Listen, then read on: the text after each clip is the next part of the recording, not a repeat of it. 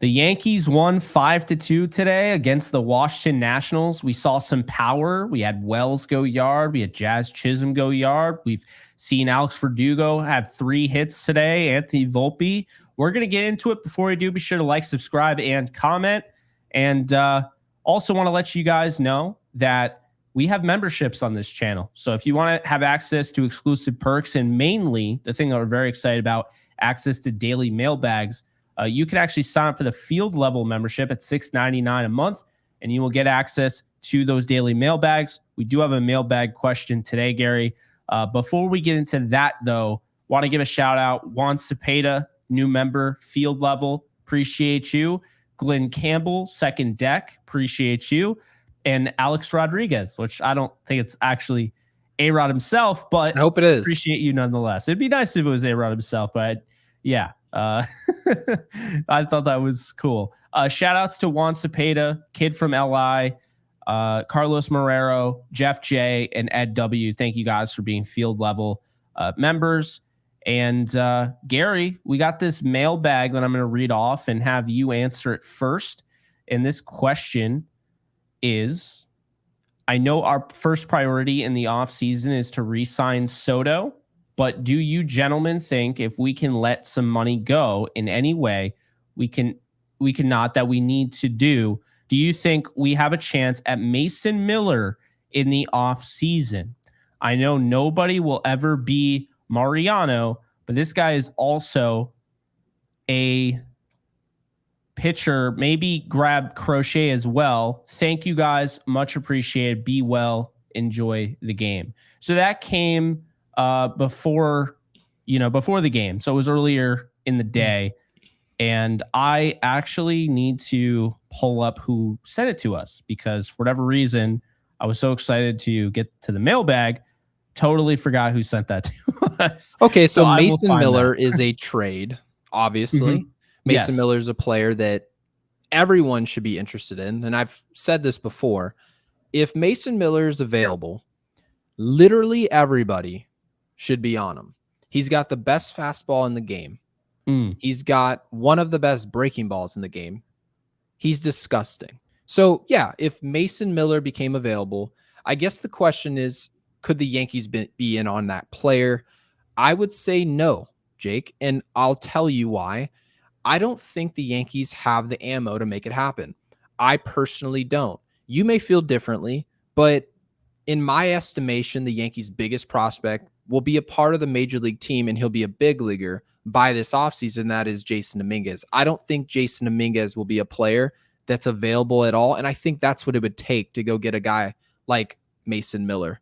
Now, when we're talking about who was the other player that we were just mentioning? Oh, Garrett Crochet. Garrett Crochet is a free agent, right? Mm-hmm. Yes. Garrett Crochet is a player who told the White Sox that he's not available to pitch unless he has an extension in October. Now, this is a player clearly that doesn't want to get hurt, right? This player does not want to get hurt before his extension. That's essentially what he's saying. I'm not sure. I know we said, Jake, that we would be open for the Yankees trading for this guy. He's a 25-year-old pitcher. He throws almost 100 miles an hour, if not 100. A lefty. He's got all the stuff in the world. I mean, he's everything that you would want. He just doesn't have the pedigree of going 200-plus innings, and that's fine. He's got to do it first. Is it possible? I would say, yeah. I would say it's definitely possible. And we talk about budget all the time. There are a lot of things happening with the Yankees this year that are positive in terms of budget and should make Yankees fans feel like this should be a more aggressive offseason than you're used to. People look at Juan Soto and they see this contract is probably going to cost us north of $600 million, and you'd probably be right. But the way you need to be looking at these contracts is, what do they cost the Yankees annually? Same thing with Bryce Harper in Philadelphia. You see the big round, $330 million, and you think to yourself, man, how are they going to afford these other players? But when you actually pull back the hood and see, what does Bryce Harper, what will Juan Soto cost? And Bryce Harper in Philadelphia cost $25 million a year. That's a pretty affordable deal in terms of Major League Baseball with a sport without a salary cap. I mean, is $25 million the end of the world? The Yankees were paying Donaldson $25 million. My whole point here, the Yankees have guys like Clay Holmes coming off the books, players like Gleyber Torres, Anthony Rizzo is likely off the books. Now, Juan Soto is already being paid $31.5 million. He's going to get a raise, but don't sell us short on how much money we have to spend this offseason. Don't be surprised if a Garrett Crochet, a Corbin Burns, maybe some guys in relief become available for the Yankees and still under that $300 million budget. So I'm looking forward to what happens this deadline or not this deadline, but this offseason, because Jake, we're going to be covering it. And we're going to be asking this team to get a lot better regardless of what happens, going into October. So we're looking forward to that. So Crochet's in his second year of arbitration. So not a free agent, but I think basically what he's asking not a free agent. is, okay. Yeah, could they make a trade for him? And I mean, the White Sox basically told us, even as bad as they were refusing to trade him for anything less than what they were asking for. And the Yankees came to them and, they had talked about Spencer Jones and what have you, and they were not interested in the Yankees offer. So I don't think the Yankees would be able to get him, because I don't think the Yankees are willing to offer whatever the White Sox are trying to get him for. And let's be honest here. I mean, the trade deadline was definitely, kind of a disappointment for a lot of teams. And just in general this year, I think, kind of the value for a lot of guys was way higher than maybe it should have been in other years. Reason being, Gary, is no one's really separated. So a lot of teams still were in it. Too many teams, in fact, to the point where, I started wondering maybe if the trade deadline was too early in the season, maybe it should have been a little bit later. Obviously, you can't just change that in the middle of the season, but a lot of teams being in it, you have 30 teams in this league, and maybe 20, 22 at max were still in the discussion to make the playoffs. The expanded playoffs also helps, but it's been a year where no one is wanting to kind of take over. So I think that kind of led to it. But with that being said, I mean, I still think Crochet is going to be a pretty penny, this offseason. It's going to cost you most of your farm. And I don't think the Yankees, even if they tried to do that, I don't think that they're interested in what the Yankees have to offer, if I'm being honest with you. But I do think if they were going to get either of them, I feel like Mason Miller would be more likely, if I'm being honest. Clay Holmes is in a contract year, not a guarantee to be back. And I understand the injury sucks, but the Yankees have done this before. They have gone after injured guys with the hope like, hey, because you've mentioned it before, Brian Cashman wants to win the deal. He's not really willing to, get absolutely fleeced just to get the player. But at the same time, I feel like it almost kind of benefits him in this case, his ideology, because, he went after Frankie Montas, who his value was a little bit lower because of the injury, right? He went after Juan Soto. His value was lower, not because of the injury, but because he was in a contract year going into it. So this is the Brian Cashman special is what you're saying.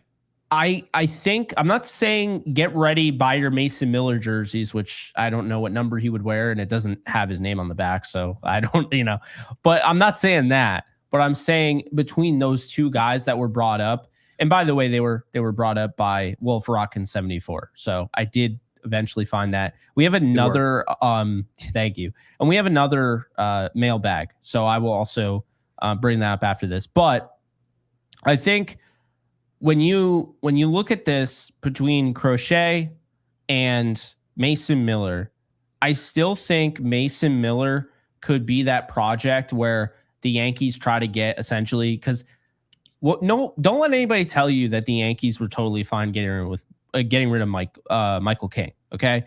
They really were, they felt great about being able to stretch him out.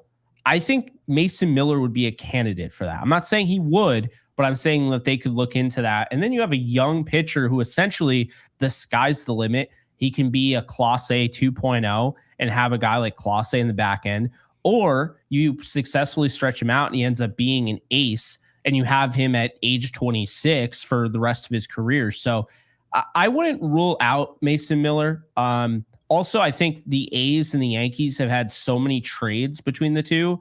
I think there's a way that they could meet in the middle, maybe even take a little bit of a handshake deal. Yeah, we'll do this, but at the deadline, it's going to cost you a little bit more if you want one of our guys or what have you. So yeah, I know we talked at length about that during the trade deadline season, everything. I would never rule out either of these guys becoming Yankees, but I'll say this. I think it's more likely they sign a Corbin Burns than trade for a Garrett Crochet. Oh, completely agree. Because when you sign a player like Corbin Burnes, it doesn't cost anything but Hal's money. Mhm. Now, Hal, a lot of people have said, yeah, he's all about his money. He's all about profits. And I'm perfectly okay with people concluding that. But let's remember something. Juan Soto, Corbin Burnes, being Yankees makes Hal Steinbrenner money. Don't forget that. These players help him make money. I understand spending money is money out the door, right, overhead, but they sell more chicken buckets if Corbin Burnes is starting the game rather than a Marcus Stroman. No offense to Marcus Stroman or anybody else, than a Will Warren. You really think Will Warren going out and pitching for the Yankees in pinstripes in August is making him money? It's not, guys. So let's remember, we want them to make as much money as possible. And if they make more money, that means they're winning. Now, I get it. They're making a lot of money already. You can argue that's perfectly fine with Hal. But if they went in deep in October, how is it possibly losing Hal Steinbrenner money, making a World Series? So let's be hopeful for what happens this offseason, what happens in December, because I really think, like you just mentioned, I think Corbin Burnes is in play. He's a free agent. We'll be taking him away from Baltimore. It's very similar to what happened with Garrett Cole. The Yankees need guys they can rely on for innings. Corbin Burnes is that guy. So I don't want to look too much into the future, but I want to make sure we answer that question. Of course. And then we have two mailbag questions from Ed W. Ed W, the first one, unless I'm reading the stat sheet wrong, a major problem in the Rams. The Yankees pitching. I've not done that before. The Yankees pitching is that the Yankees are leading the league in most pitches thrown, most pitches per at bat. It's brutal, especially when you look at starting pitcher longevity in game, bullpen usage, and combine it with how many innings get extended after we get 2 outs, but can't close out a third hitter. Is this something Boone even tracks, and how can we get them to be more efficient? This was a big problem against Colorado, for example. We were making their starters look efficient like Maddox. That's the first one, and we'll get to the second one after this. I think this is perfect. I'm glad this was brought up because I do, and I've said, Gary, they are not super efficient. I mean, how many times do we see Rodon getting to pitch 108 and it's the, first batter in the 5th inning? So I actually like this a lot because I think this is really how I felt about today. It was noticeable. Nestor Cortes threw 91 pitches. Okay. Yep. And he got into the 7th inning and got 2 outs in the 7th inning. So I like that this was brought up because I've been saying, and you've been saying, the thing about the Yankees that was helping them earlier in the season, they had more length, which is to be expected. Hitters aren't as great. They're not as revved up. Hitters hit way better in the warmer climate later in the year. But they were, pitchers were giving them length. They were being more efficient. Strikeouts are great and they're flashy and everything. Strikeouts also guarantee you have to throw more pitches than, say, a guy that's just a sinker ball pitcher, a guy that's a fly ball pitcher. So I guess really, I don't think, really from that perspective, I wouldn't say you're reading the stat sheet wrong. I think it is a major problem. Now I don't really know what the question was with that, to be fair, because I think it was kind of a statement, but I loved it because I think it needs to be brought up, and we've talked about before, but this is why today's start from Nestor Cortes, and we're going to get into it more after this second question, and I'll have you rebuttal on this first. But after the second question, we'll get to it. People on social media thought Cortes pitched poorly today because of how hard these balls were getting hit. And I would say it actually worked in his benefit that, the defense showed up today, but also he only gave up 4 hits and he was efficient. He had 57 strikes and 91 pitches. Didn't even get to 100 because these guys were getting hits off him. And what I mean by hits, but actually contact. And the defense is just coming up with fly balls, line drives, ground balls.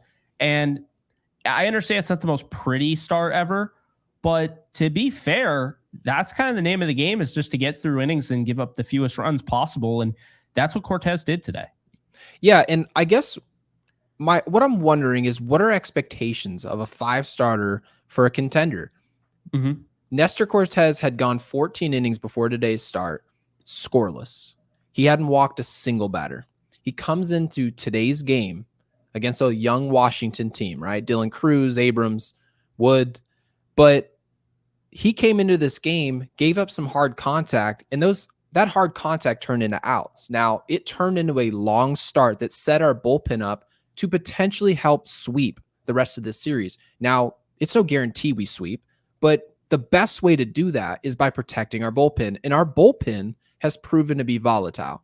Now, having said this, when you're talking about out pitches and how many pitches of guys, would you rather have somebody nibbling all game like a Clay Holmes that gives up weaker contact and he's struggling to get outs? Or would you want someone around the strike zone and occasionally he's going to get into hitters counts, he pitches to contact, and then he allows the defense to work? Sometimes that works, sometimes it doesn't. I would much rather see a pitcher that gives us an opportunity to see his name on the mound in the 6th or 7th inning. Because I've seen too many times with this Yankees organization, they are way too comfortable going into the bullpen in the 5th or 6th inning, seemingly not caring about the length of their starting pitchers. Now, obviously they do, but how do they apply it? We mentioned earlier this year, Aaron Boone actually did a really nice job of pushing guys like Marcus Stroman, pushing the Rodons, right? All of these guys, Luis Gil, deeper into games, and it helped the Yankees. It made us look really good. It made our bullpen look good. Clay Holmes looked good. But the longer, when I started bringing up innings, right, Marcus Stroman, all of these guys, Nestor Cortes, they don't have a pedigree of going 200 innings. What are they going to look like in the middle of the year? What are they going to look like at the end of the year? And sure enough, Jake, they started to struggle going deeper into games. And what happened around that time? People started complaining about Clay Holmes. People started complaining about, we need a new closer. We need another reliever. We need another starter, right? So when guys are pitching around the strike zone, you're going to see hard contact in big league baseball. It just happens. But you need to do this smart. You need to put hitters away or allow them to put the ball in play and let your defense work. Nestor Cortes did that today. If you expected Nestor Cortes with 91, 92, occasionally up to 94 to miss bats all day, every day, 3 starts in a row, Nestor Cortes wouldn't be Nestor Cortes. He would be a $200 million pitcher. So just temper expectations and understand who you have on the mound in terms of personnel. And I think you'll be a lot more satisfied with what you're seeing out of Nestor. No, I agree with that. I do want to apologize to Ed W because he did ask 2 questions and it was kind of in that like giant paragraph. So I thought it was a statement, but actually he asked 2 questions. One, is this something Boone even tracks? I'm going to say it's something he has access to. He's aware of this probably. Does he actively track it? I don't know. I don't think there's necessarily an emphasis on how they get outs. You know, I don't think he's telling, yeah, Garrett, we'd like you to just, serve up soft contact instead of striking guys out. I think you would rather have the ace throw 12 strikeouts instead of having to throw 4 and, getting guys out more efficiently, I guess, for the pitch count. I don't really think there's an emphasis on that, but I think the number 2 thing that was asked here, and this isn't the second question, this is just the 2 that were in the first. It was how can we get them more efficient? I think this is a fair question. Now, to me, I think it really comes down to this. If you're hitting the strike zone, that's why like the first pitch strike it's a killer for batters. When you pound the strike zone and you get that first pitch strike, now you can like maybe test the waters a little bit, maybe throw something outside, and depending on the umpire, you steal one. And now you're up 0-2. Now you're in the driver's seat. Now they're guessing on whatever you're going to throw because you could throw anything. You could throw it wherever.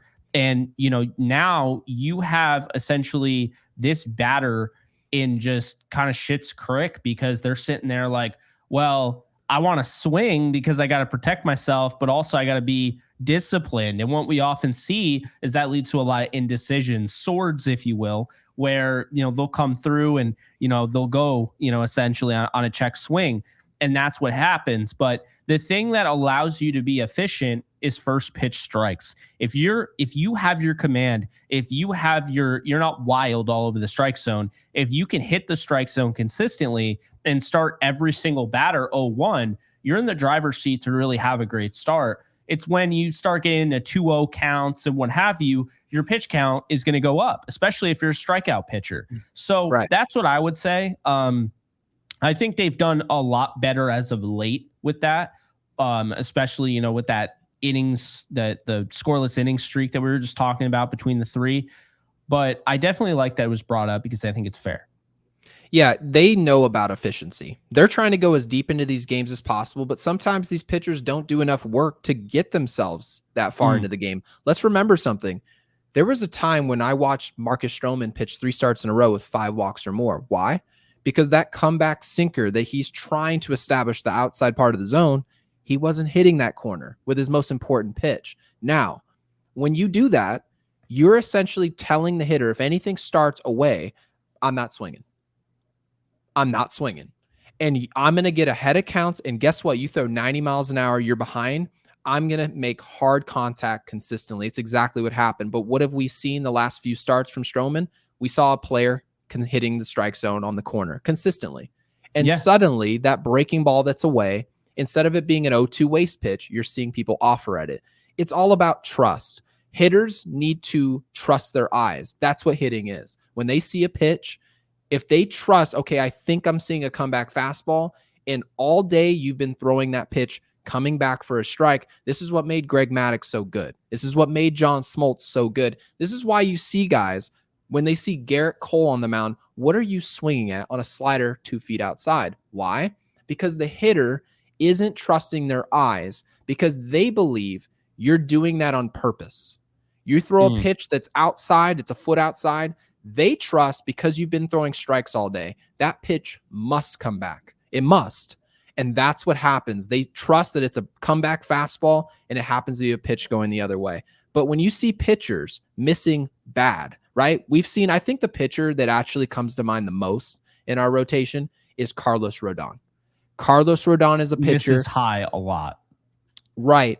If you see Carlos Rodon throwing a slider, and every single time you see a breaking ball, it is a ball in the dirt, right? Not a bad place to miss, but what does it do? If all day you didn't throw any breaking balls for quality strikes, they know if it's a breaking ball, I can take that pitch. It's a chase pitch. But the Yes broadcast also mentioned every time when he actually snaps it off in those well-located strikes with his breaking ball, every once in a while, when he gives you the chase pitch 0-2, the hitter's trusting that pitch must be a strike. And it changes the complexion of the outing. It changes how far in an outing you can go. And it's amazing that, and I can't say these pitchers don't know this. It's much harder than what people make it out to be to throw quality breaking balls or quality fastballs around the edges. It's why you pay a lot of money for guys who do it consistently. It's the reason why people pay Blake Snell all this money to do this, Garrett Cole, all these names that you could mention, right? So they know about efficiency. It's just a matter of if you have the personnel to get it done consistently, and obviously the Yankees have a little bit more of it than most other organizations. We would just like a little bit more to make us feel better here at this pod.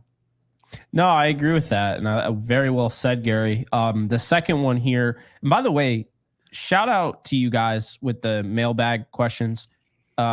It's gone right into kind of the stuff we really wanted to talk about, especially with Nestor. Like, I already feel like we've covered our Nestor topic essentially, because I mean, we just touched on it because of that comment, or that question. The second question, this one is really fascinating. I've seen this in the comment section, probably from Ed W, and now Ed is throwing it out there for the mailbag. Have we considered how much of Gleyber's issues are psychological? To me, the benching seemed to snap him out of a funk by placing some serious pressure on him. Unfortunately, some people only move at the speed of pain. Does that affect his value in your view? And is the player's manager the right guy to keep him on his toes? To me, a move to third would have been cataclysmic for him, as when he was at shortstop. He admitted to having psychological issues away from second and was glad he said no. So I love this, and I'm going to answer this right away because we're going to talk about Gleyber. We've been talking very highly about Gleyber. I texted you today. I was like, I love Gleyber again. And you know what? I thought about it. And he was actually, it's funny, it all came full circle. He was the opening day leadoff hitter. And I thought it was a little weird. I'm not going to lie. I thought Volpe should have been. I think we talked about that. And then Volpe became the leadoff hitter. And then, we got old, kind of got over that. But Gleyber, he gets on base. He's been great as of late. He now has back-to-back games with home runs. So that's, I love these back-to-backs lately. But the thing about Gleyber, talking about, that comment, is I think it's 100% psychological. And I'm actually going to say something that I think people actually forgot. Gleyber was going to have a really good year. And then he got hurt. He got hit on the hand. And I really think that did something to him. I really do. Early on in the season, do you remember when he got hit in the hand? Really hard? I do remember him getting hit. I just personally, I never used it as a reason as to why he wasn't playing well. I never maybe thought you it do. was. I just personally don't. I never thought it was, but then when I really thought about it, I think it messed him up. I think it messed him up. I'm not saying that he was scared of the ball or anything like that, but I think like it really threw off his swing. I think it threw off his mechanics. You started to see the leg kick wasn't, consistent. Notice when Gleyber's hitting it well. Now, I still always will say he needs to go with the toe tap. He goes with the toe tap with 2 strikes. Why doesn't he do it all the time? If you're going with the toe tap on 2 strikes, essentially you're saying that's what you do when you need to, you need to buckle down. You need to get a hit here. You need to make contact. Then why aren't you doing that all the time? But Gleyber is locked in when his leg kick is just perfect. He has the leg kick, almost like a Mariano Rivera leg kick, which is bizarre. And then he puts it down and everything is in the right place at the right time. And you're seeing him pulling the ball. And you notice the power's not really there anymore. He's not hitting bombs anymore. He's hitting line drives very, reminiscent to a Giancarlo Stanton. So I actually think that's because he's locked in. I think when he's pulling the ball, that's when Gleyber's at his best. I'll take him hitting Oppo, don't get me wrong. But I think when Gleyber's pulling the ball like that, that's how you know he's really locked in. And I really think the benching, I think there were huge moments in this season as we have 30 games left that we'll look back on and be like, it sounds funny, but that might have actually been the difference between winning the World Series and not. And I think one of those things that isn't talked about nearly enough is Aaron Judge getting thrown out of the game. I think it lit a fire under his ass. He'd never been tossed. Since then, he's on pace for 77 home runs in a full 162 game season. Since that moment. But Gleyber getting benched, I really think to the point of this this question, I do think he has a psychological issue. I think a lot of athletes have this. I think it's very normal, but I think it bothers some more, and I think it bothers Gleyber more than the average. And I think when Boone, who's a player's manager, really took it out on Gleyber, when Verdugo was just as guilty of not hustling, he took it out on Gleyber. Instead of Gleyber sitting there demanding a trade, wanting to be released, all of that, he went as soon as he, got off the bench, because he was benched for like 4 games. He got off the bench and immediately changed his demeanor. You're seeing him run to first. He's not blazing fast. So him running to first isn't going to look pretty, but you can see him actually trying. And I'll say this, I think his defense got better. There are still errors. He's still not a great defensive second baseman, but there are those flashes that you see where this guy can be a total game changer for the Yankees if he continues to play like this going into October. It's why, even though we got, blowback in the comments section, it's why I really think he's the key in October.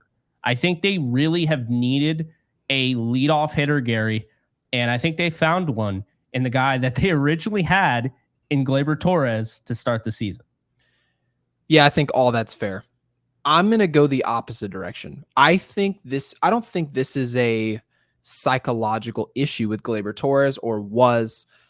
I believe everything wrong with Gleyber Torres and what always will be is discipline. I think it is all discipline. And I'm going to compare this situation very much to myself in the stove. Remember, me growing up, I was an only child that loved. My mom was a Southwest Airlines flight attendant, so I was home a lot by myself. Remember, my mom told me every day, do not, for the love of God, touch the stove. And what do you think I did? I touched the stove. And year after year after year, I touched the stove, despite what my mom would tell you. Now, mind you, my mom was the most important person in my life. I would not listen to her. And one day, Jake, don't you know, I got burnt. And that was the last day I touched the stove. It took that to happen for me to have the wisdom to never do it again. Now, remember, if Gleyber Torres was never benched, would it have mattered if he received that promotion to leadoff? In my estimation, it wouldn't have. I don't think it would have made a world of a difference, not any inkling of a difference, if Gleyber Torres I think it puts more pressure on him. Anything. I don't think it would have mattered at all. If the Yankees put Gleyber Torres from the 8 spot to the 9 spot, bring him from 9 to leadoff or third, sandwiched between Soto and Judge, I think he would have hit 200 all year. He would have been useless. And then everybody would have been saying, get rid of Gleyber, because now the crowds are split, right?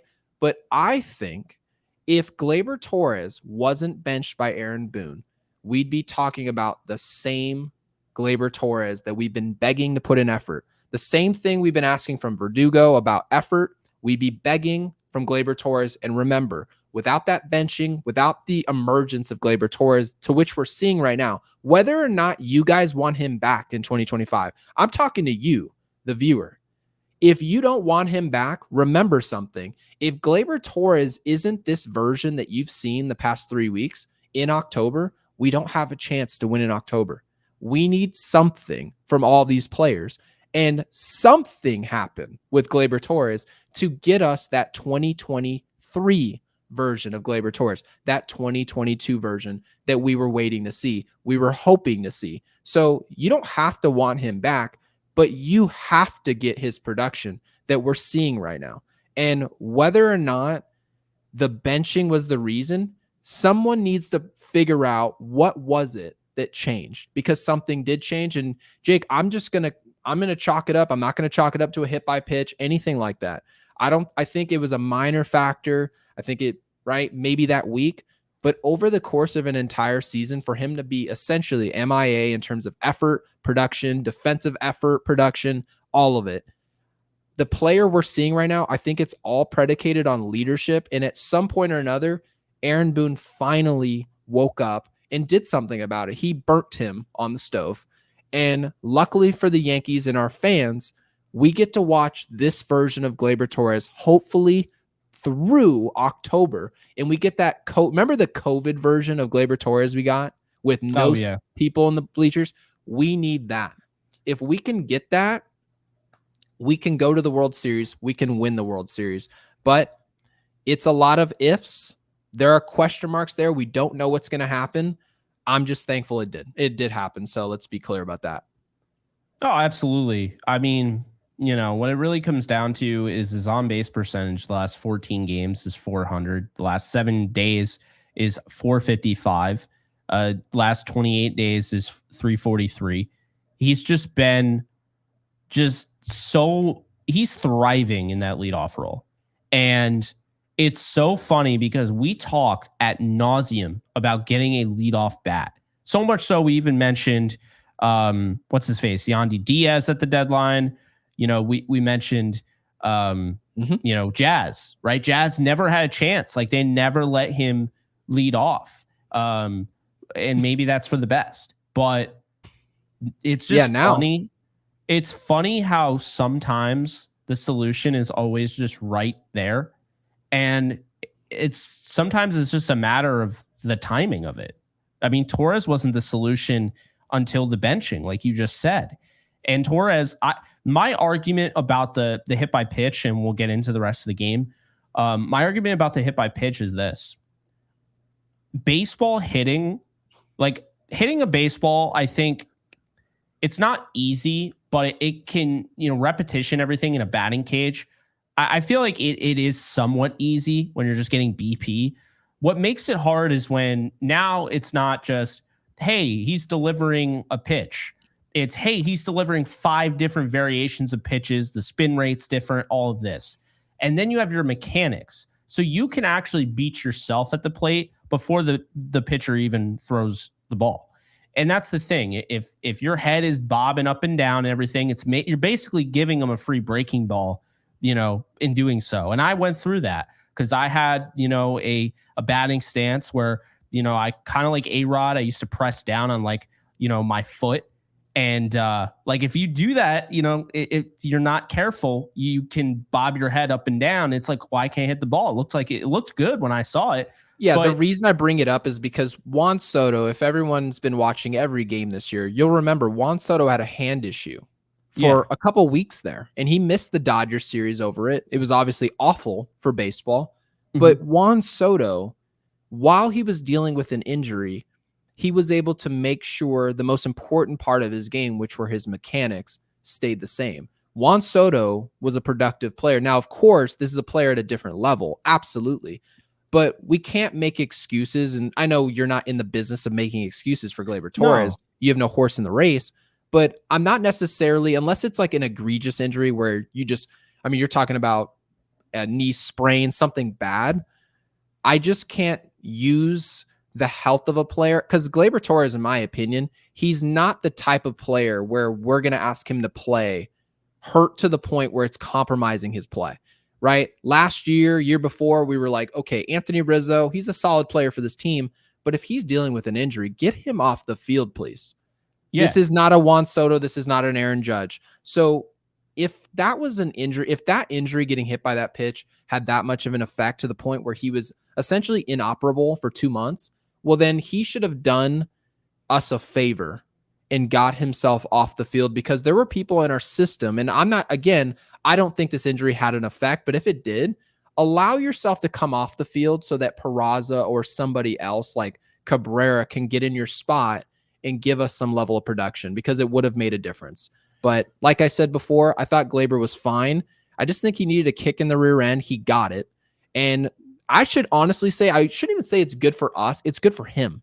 It's going to make him a lot more money having been kicked in the rear end and shown, hey, you're going to be thrown out the door if you don't start playing harder, if you don't start performing. And that's really, isn't that what we've been asking for at Aaron Boone? Isn't not just from Boone, from leadership in general. If you don't do a job, you're going to be gone. So get it together. And they did that. And now we're looking at a version of Gleyber Torres who looks like he knows, if I don't play well, I won't be here. I won't be in pinstripes. I won't get the extension that I want. So now it looks like he's playing like he understands that. And we just have to hope the Yankees reap the reward of a player that's desperate to win and play well, and hope it wins us a championship. No, I agree with that. I think it's more so just there's so many things, like, you know, talking about like a golf swing, for instance, you could be 99%. Everything is perfect except for that 1% and can throw off your swing. And yeah, I feel like with baseball having different pitches and whatnot, I do think just even something like that could be bothersome. And then, as we know, you've played baseball, I've played baseball, hitting is mental. Like, a lot of it can be mental. You can defeat yourself at the plate, yourself. And so I think, you know, the thing that I notice a lot is when guys get into slumps, we saw it with Ben Rice immediately. Guys like to try to swing for the fences because they think a home run is going to essentially change the game. But that's part of good players. Isn't that part of being a good player, is that you manage your emotions? Well, I don't think Gleyber was a good player the last 2 months. And I think he's become what he was last year. And I would say this is probably the best version of him, because you're getting a guy who's getting on base. I don't need 38 home runs. All I need you to do when I have Juan Soto, Aaron Judge, and Stanton in the lineup, and Wells, is just get on base. Just set the table, like you mentioned last episode. So this is preferably what I want from Gleyber. If he tries to start swinging for the fences, which I don't think these last 2 home runs have him doing, but if he starts swinging for the fences, then I think he's kind of lost the plot, and you know, he's not filling in his role. But I think he is. So moving on to Wells. First off, shout out to Wells. That snap throw to second, Gleyber with the ass tag, love it. The ass tag.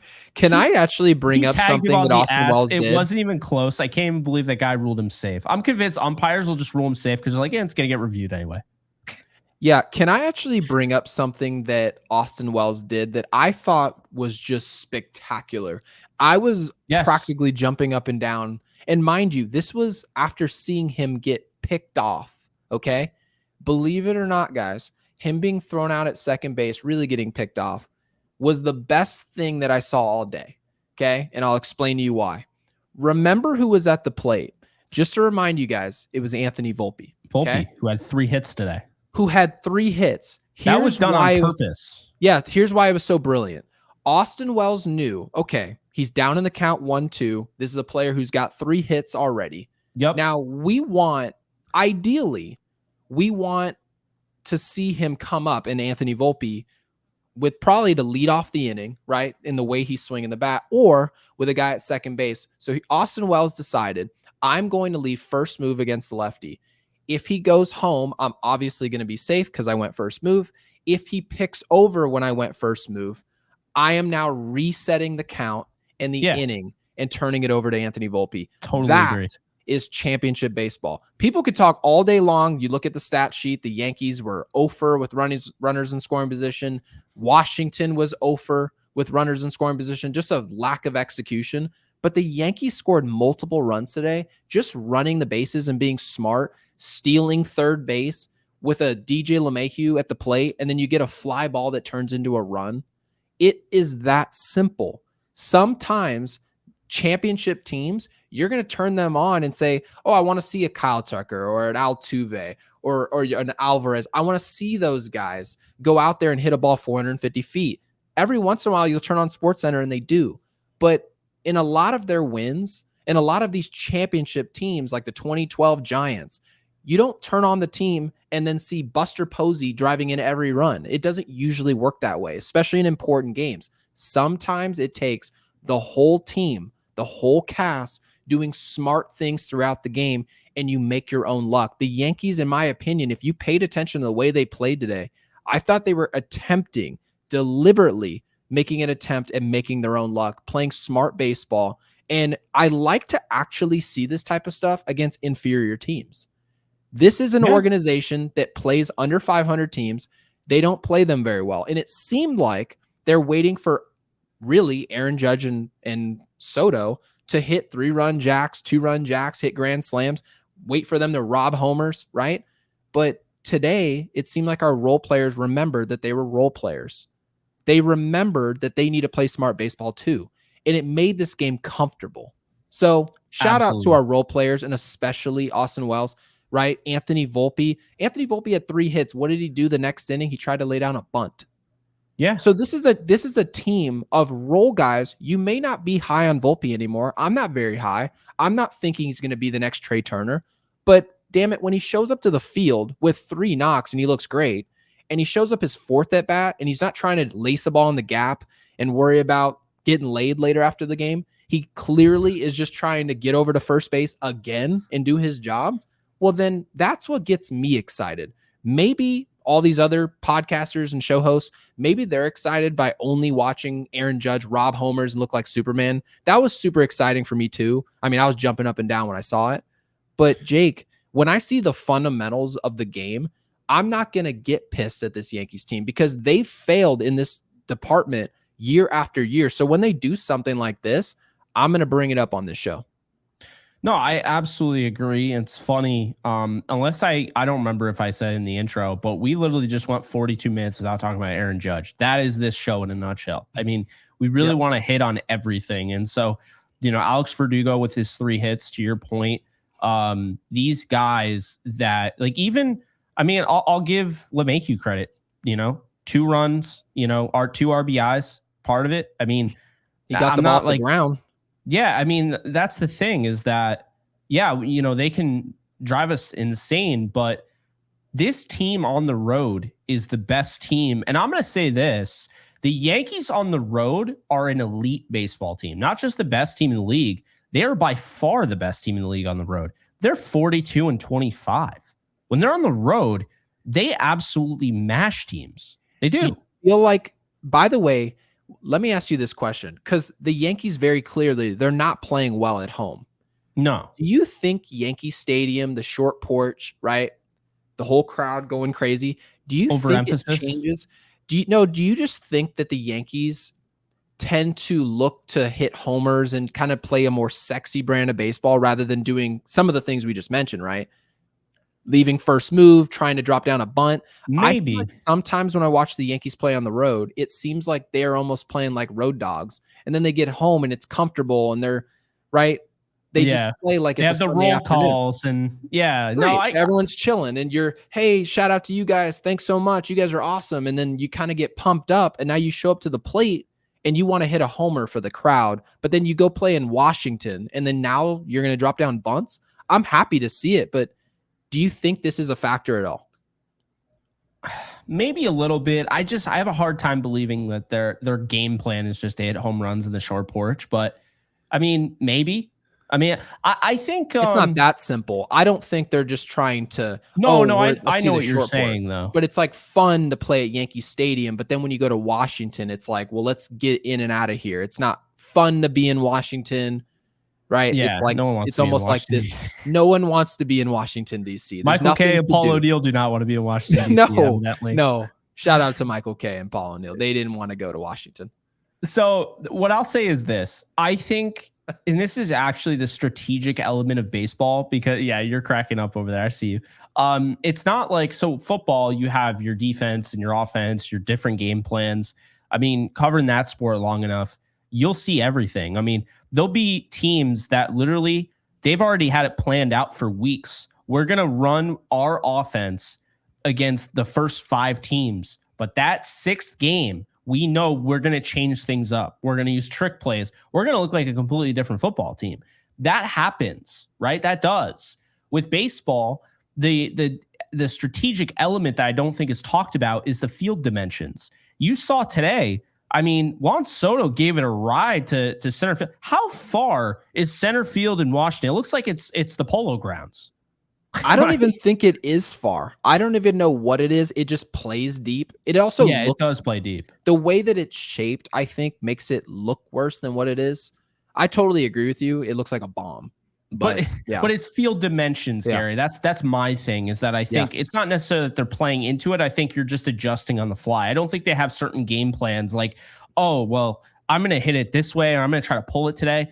I think really it all comes down to what you do in the moment. That's why managing a team is so crucial. And I think Aaron Boone did a nice job today managing this ball club. And he's done a nice job on the road. It's why they set the tone early on. Keep in mind, they started the season with 2 series on the road. I think they were both 4-game sets. If not, it was 7 games total on the road to start the season in Houston, in Arizona. So congrats. You have to, go up against the Houston Astros to start your season, first 4 games. And oh, by the way, after that, you're going to go to Arizona and play the NL reigning champions. Good luck. And the Yankees are like, bet, we're going to do that. They won, 6 straight?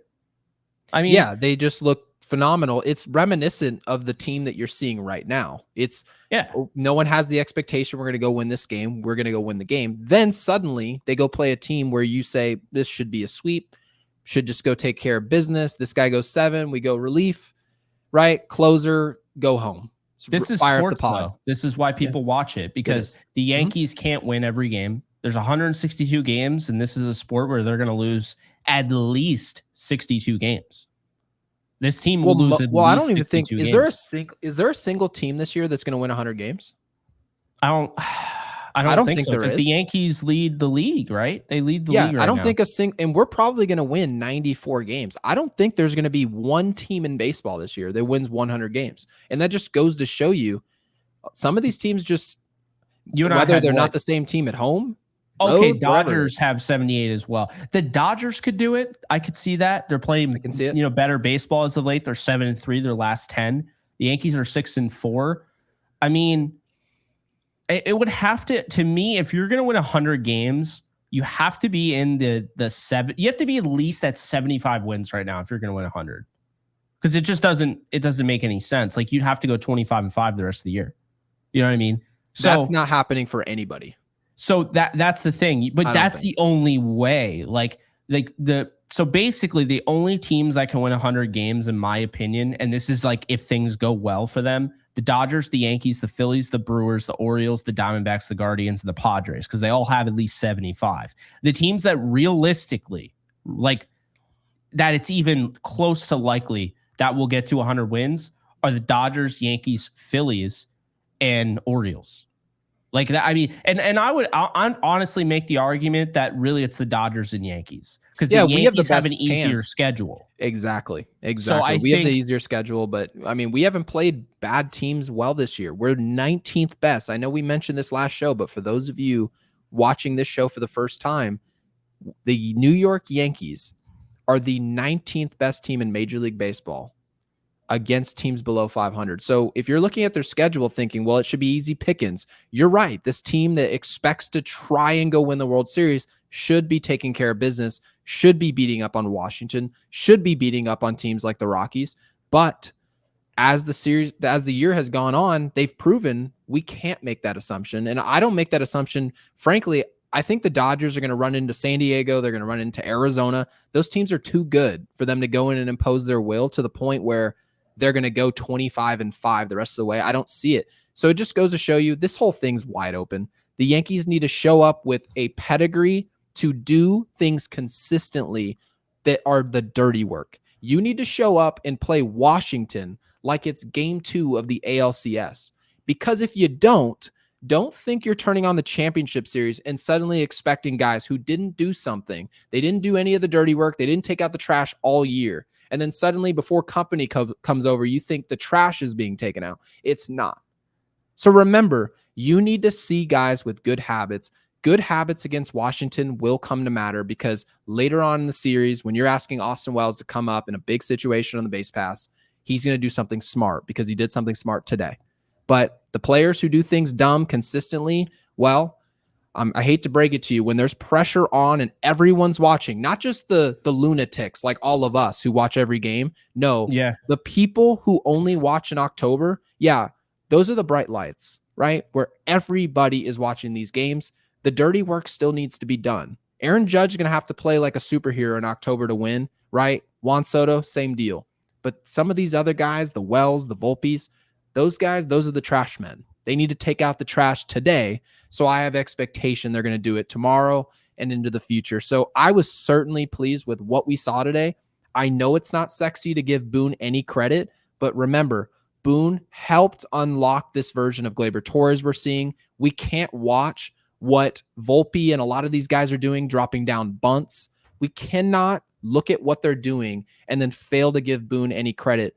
Boone does deserve some credit in this situation, whether or not it's enough to extend him or give him all the credit in the world and act like everything's great. No, he's going to be judged in October for what he gets done when it really matters. But this is a good step in the right direction. I absolutely agree. And I think the thing about Boone is he unlocked, and I think we talked about this off air, so I wanted to make sure that this was on the actual show. He unlocked the Yankees for the next 2 games. Like now Garrett Cole tomorrow, gets the nod and he has a bullpen behind him. You know what I mean? And so, there's less pressure on Cole to have to get through, be like, hey, sorry, we used all of our bullpen guys yesterday. So you're going to have to go 8. Like that's because Boone gave Nestor Cortes that run, let him pitch out of trouble. Keeping him in there with the bases loaded essentially jeopardized the entire game in a sense. So he got out of it. He trusted his guy, and he gave the Yankees 6 2/3 today, and it gave the Yankees kind of more of a limited look at the bullpen. They still have plenty of guys the rest of the series. They're in the driver's seat to win it tomorrow, but they should sweep the Nationals, in my opinion. One thing I will say is when I was talking about the away record, I don't think I realized it earlier, but I really realized it now. I mean, the Yankees have 42 wins on the road, 42-25.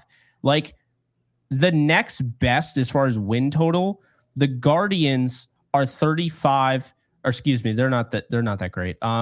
It's the Orioles are 37-26 on the road, right? And then you have a 38-26 Padres.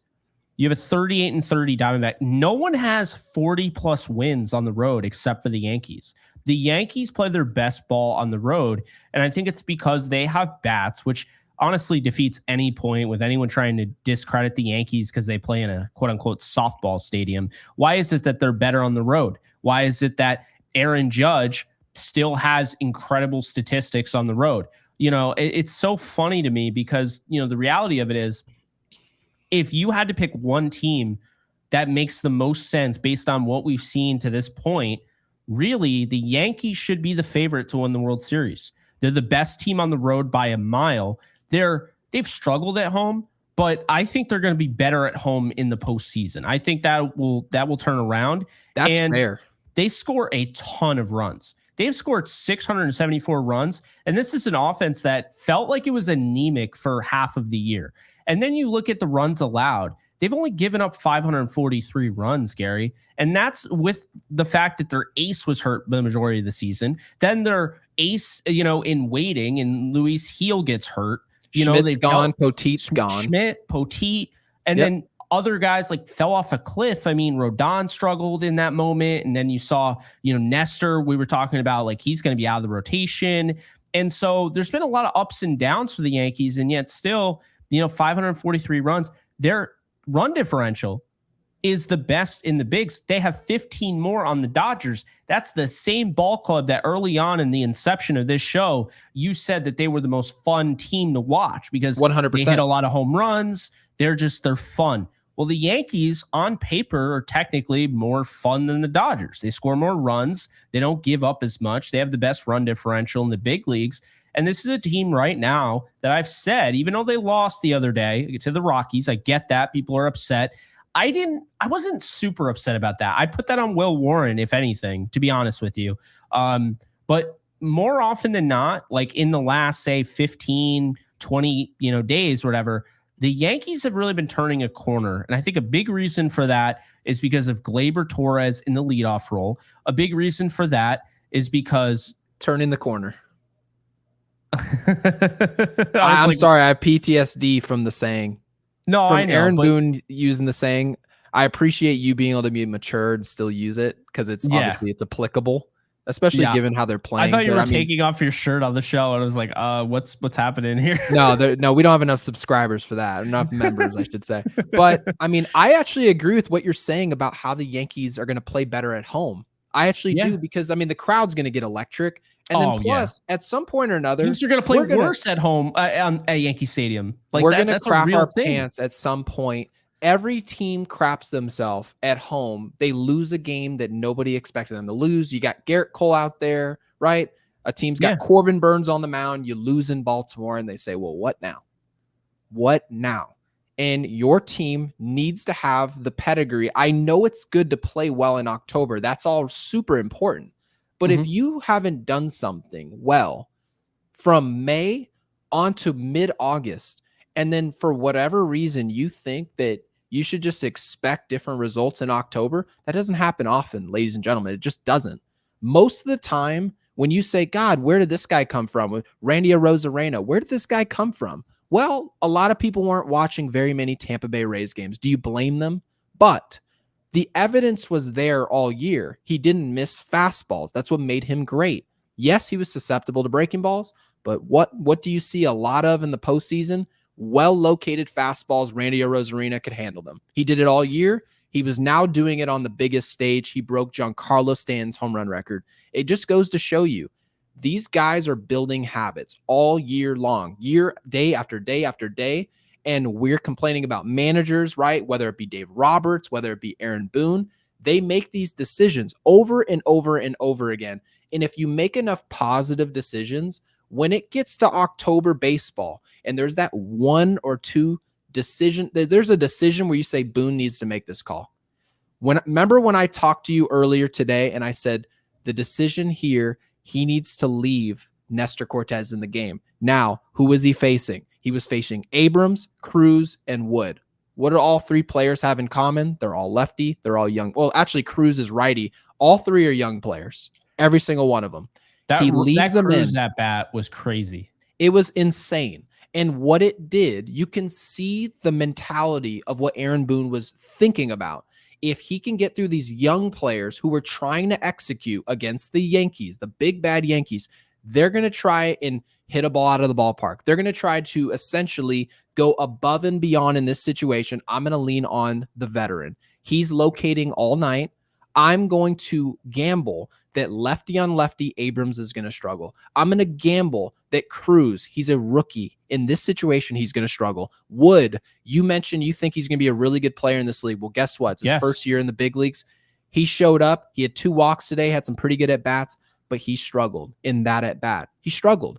And Nestor Cortes exposed him in this moment in his career. And Aaron Boone knew exactly what he was getting himself into. And it saved essentially 35 to 40 pitches out of our bullpen. So when you say 100%. The Yankees need to go sweep the Washington Nationals, and they can potentially, given the fact Baltimore is playing LA tomorrow, they're playing the Dodgers. Yes. 3-game set against a Dodgers team, Gary.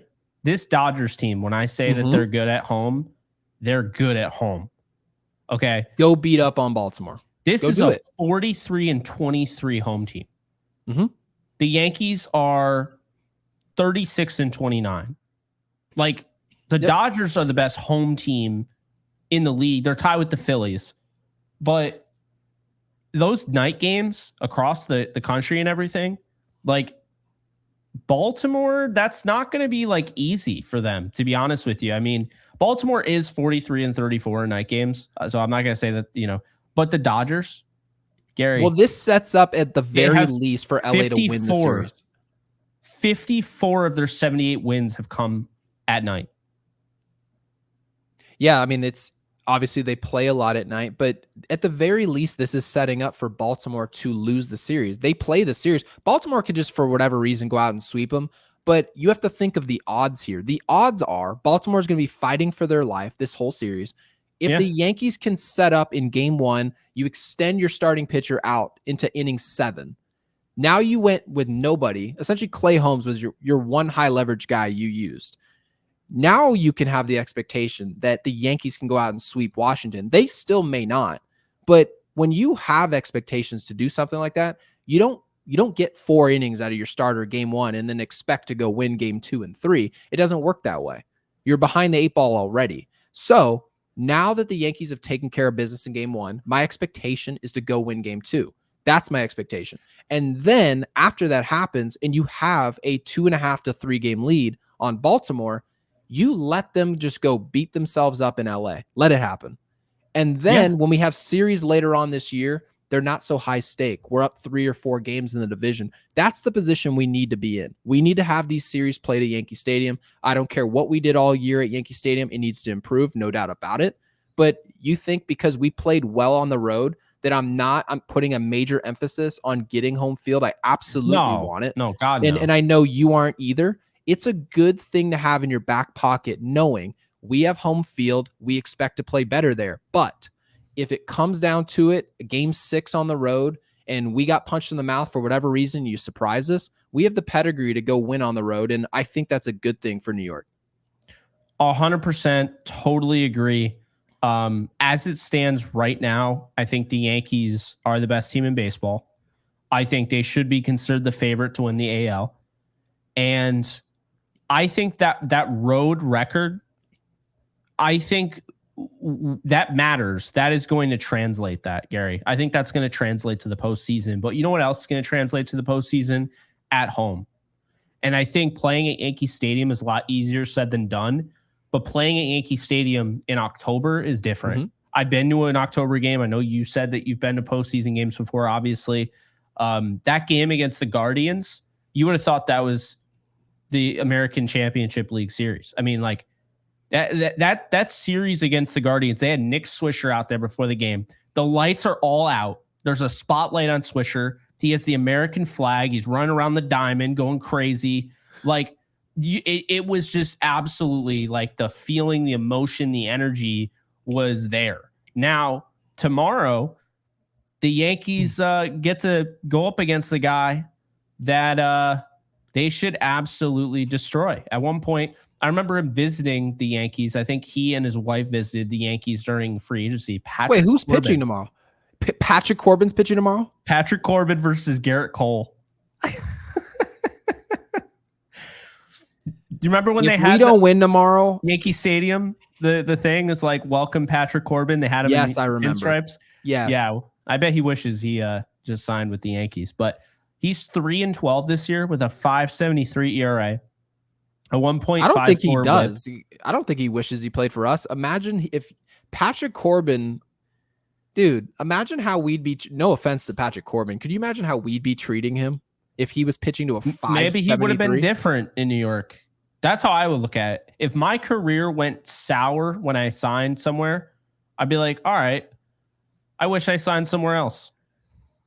I'm glad we don't have to find that out, because if Patrick Corbin's contract was in New York, could you imagine that? If he was this version, I mean, Yankees fans would be on his back before the game ever started.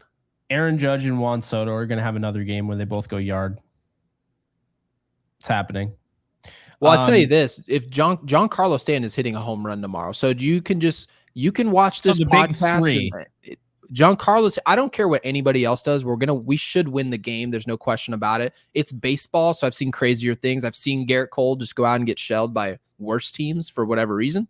But I'll tell you, Patrick Corbin and Giancarlo Stanton, they're gonna have they have a date tomorrow night, and it's home run city. I'm telling you, 20 home runs he's given up this year. 20. So yeah. Giancarlo. If he's on the lineup, I quit. That's that. And then the Wednesday game, which is on Prime Video, for those of you who don't know, Mackenzie Gore versus Carlos Rodon. Rodon's pitching very well as of late.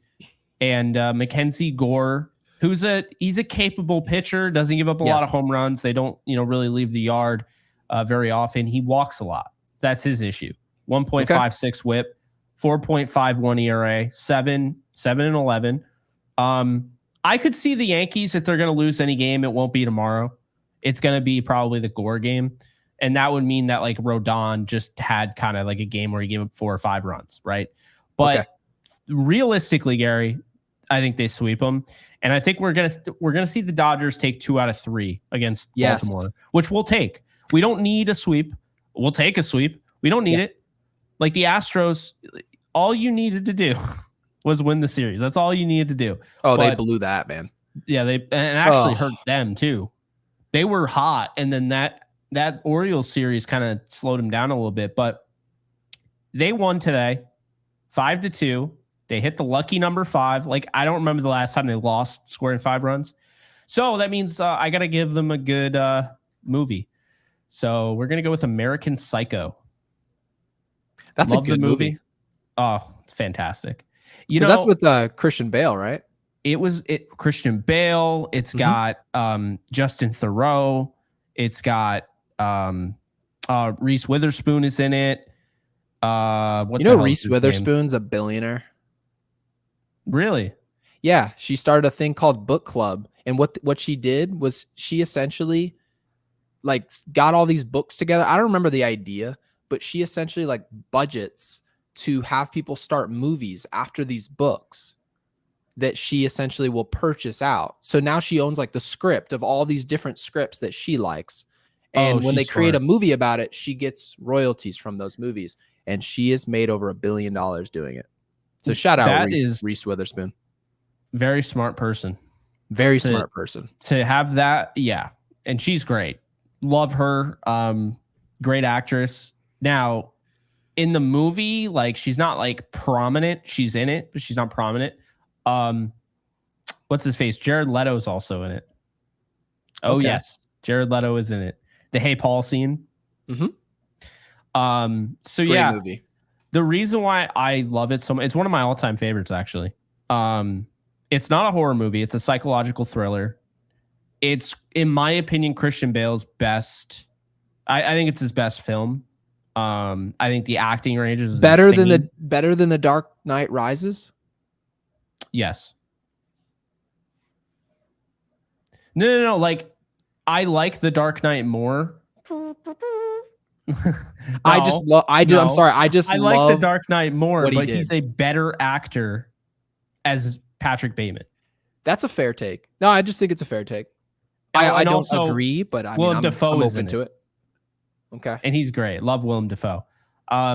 So the reason why I love this movie, so it's not the main reason, but you know how today, like everything, like messaging wise, like if you're trying to have hidden messages and content, it's not hidden anymore. It's like, that's like the Acolyte, we'll just say. Well, let's not be around the bush.